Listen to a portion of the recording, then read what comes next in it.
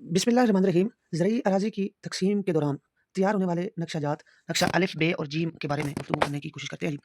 दौरान गुफ्तगू हम इसका तारुफ़ कराने की कोशिश करेंगे कि ये नक्शा जात क्या होते हैं, इनका लीगल फ्रेमवर्क क्या है, किस कानून के तहत होते हैं। नक्शा अलिफ़ की तफ़सील बताने की कोशिश करेंगे, ये नक्शा अलिफ़ होता क्या है, इस पर किस तरह से इतराज़ात किए जाते हैं।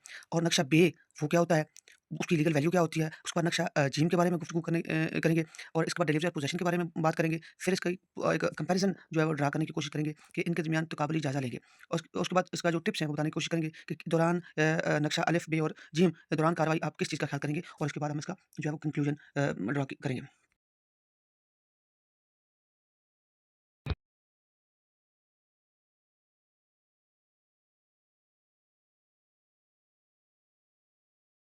के वक़्त जो नक्शा तैयार किए जाते हैं, उनको नक्शा अलिफ़, बे और जीम कहा जाता है। ये नक्शा रेवेन्यू रिकॉर्ड का बुनियादी हिस्सा होते हैं और नहायत अहमियत के हामिल होते हैं।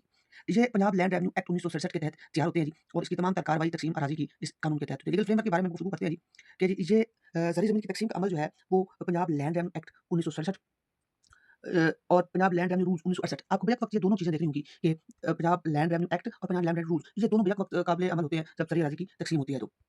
इसके बाद इसका जो रेलेवेंट सेक्शंस होते हैं, ये सेक्शन 135 और 137 जो सेक्शन है, ये इसको डील करते हैं। ये बुनियादी सेक्शंस है। आल्दो कि ये 145 और 147 तक ये तमाम रेलेवेंट सेक्शन पार्टीशन के ही है, लेकिन बुनियादी सेक्शन 135 और 137 है। नक्शा आलेख जो होता है, ये बुनियादी नक्शा होता है। इसको प्रपोज्ड मैप ऑफ पार्टीशन भी कहते हैं। ये मुश्तरका ज़मीन की इब्तिदाई और तजवीज़ी तक़सीम होता है। होता क्या है जी?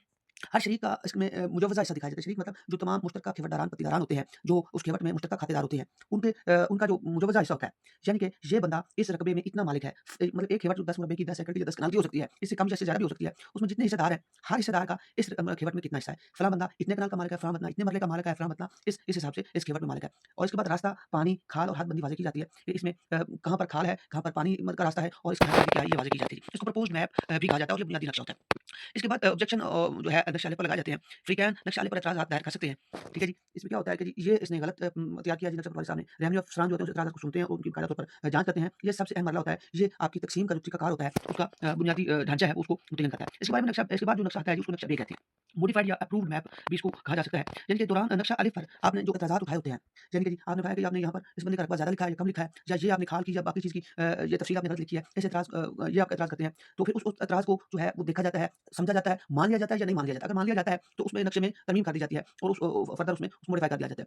अमली और मुनाफ़ाना तक़सीम को मद्देनज़र रखा जाता है कि किस बंदे को कितना फ्रंट मिलेगा, कितना बैक मिलेगा। एक बंदे के 4 कनाल मलकियत है और उसने 5 या 10 कनाल पे कब्ज़ा किया हुआ है, उसकी बेइज़्ज़ती कितनी है, उसकी कमी कितनी है। या एक बंदे के पास रकबा ज़्यादा है लेकिन मलकियत ज़्यादा है लेकिन उसके पास कब्ज़ा कम है, वो बताया जाता है। उसके बाद मोड ऑफ पार्टीशन, किस तरह से हम इसको पार्टीशन करेंगे, किससे कितना रकबा वापस लेंगे और किसको कितना ज़्यादा देंगे, ये इसमें तय किया जाता है। नक्शे बे की जो लीगल वैल्यू है जी, वो बड़ी अहमियत की अमल है। नक्शे बे तक़सीम की सीमत वाज़ेह कर देता है कि किस तरह से इस रकबे की तक़सीम होगी, किससे रकबा कितना लिया जाएगा और किसको कितना दिया जाएगा, किसको कितना फ्रंट दिया जाएगा और कौन से एकड़ या खसरा का किला नंबर 1/1 या 1/2 या 1/3 या किस किले के कितने हिस्से किए जाएँगे और उनको शुमाल से या जनूब से या किस तरफ से क्या नाम दिया जाएगा। ये जो है तक़सीम की सीमत वाज़ेह कर देता है और उसके बाद के मराहिल इसी बुनियाद पर तय होते हैं जी कि तक़सीम होनी किस तरह से। इसके बाद जो फाइनल नक्शा होता है जी, यानी कि नक्शा अलिफ़ आ गया, बुनियादी नक्शा, उसके बाद नक्शा बे आ गया। अगर बुनियादी नक्शे पे कोई तरमीम हुई तो उसको तब्दील और तरमीम करने के बाद नया नक्शा बनाया जाता है, जिसको नक्शा बे कहा जाता है। उसमें मोड ऑफ पार्टीशन जो सेट किया जाता है, इस तरह से हम उसकी तक़सीम कर रहे हैं जी। तो उसके बाद जब तक़सीम कर दी जाती है, फैसला सुना दिया जाता है, तो उसके बाद जो तैयार होने वाला नक्शा है, यानी कि व मतलब कि हमने इस बंदे को इतना रकबा दे दिया है, मतलब कि जब आपका फैसला सुना दिया जाता है, तो उस वक़्त जो नक्शा तैयार होता है, उसको नक्शा जीम कहते हैं और ये फाइनल कंक्लूसिव नक्शा होता है और तहसीलदार के पास जो बुनियादी तक़सीम होती है, उसके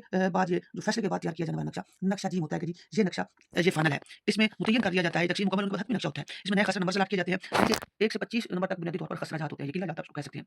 तो ये एक मुरब्बे में 1 से 25 तक किला जात होते हैं और एक बंदे को या एक खातादार को हर किले से मतलब 1 से 7 किले से हिस्सा मिलना है या एक किले का रकबा 8 कनाल 18 मरला है, उसमें से उसको 3 कनाल या 4 मिलनी है, तो उस किले के हिस्से कर दिया जाता है। मतलब 5 किला नंबर 5 तक जो है उसको हाफ देना है या 1/3 देना है, तो उसको अलग से नंबर लगेगा। मतलब 5/1, 5/2, 5/3 इस तरह से उसको तक़सीम किया जा सकता है, उसको फर्दर नंबर दिए जा सकते हैं। ये किला नंबर शुमाल की तरफ से या जनूब की तरफ से या मशरिक़ या मग़रिब की तरफ से जो है ये 5/1 होगा या 5/2 होगा और ये 5/1 फलाँ को दिया गया है, 5/2 फलाँ को दिया गया है। ये नए खसरा नंबर्स भी अलॉट किए जाते हैं। हर शरीक को अलग ज़मीन दी जाती है।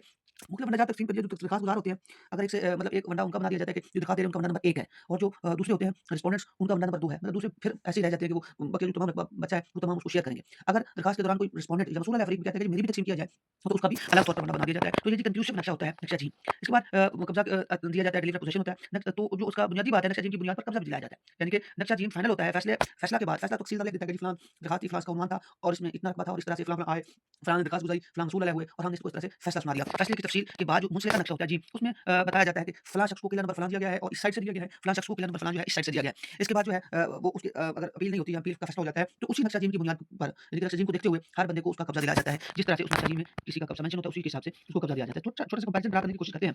इन तीनों नक्शा जात में नक्शा जो अलिफ है, ये तजवीज़ी होता है, इब्तिदाई होता है, व्हेयरएज़ नक्शा बे जो है, ये तरमीमशुदा या मंज़ूरशुदा नक्शा होता है। इसके बाद नक्शा जीम, ये हतमी और कतई होता है। नक्शा बे तरमीमशुदा होता है, मंज़ूरशुदा होता है, मतलब ये पार्टीज़ को मंज़ूरशुदा होता है, ये नहीं होता, लेकिन ये हतमी नहीं होता। व्हेयरएज़ जो नक्शा जीम होता है, ये हतमी होता है। इसमें जो याद रखने वाली बातें हैं, इतराज़ात हमेशा नक्शा अलफ पर करें और उसी पर होते हैं। रास्ता और पानी की सूरत लाज़मी देखें। नक्शा जीम के बाद जो है रिकॉर्ड की तस्दीक ज़रूर करनी चाहिए। कंक्लूज़न छोटा सा ये है कि नक्शा जात अलिफ, बे और जीम ज़मीन की तक़सीम की हड्डी होते हैं और रेवेन्यू के लिए इंतहाई ज़रूरी होते हैं।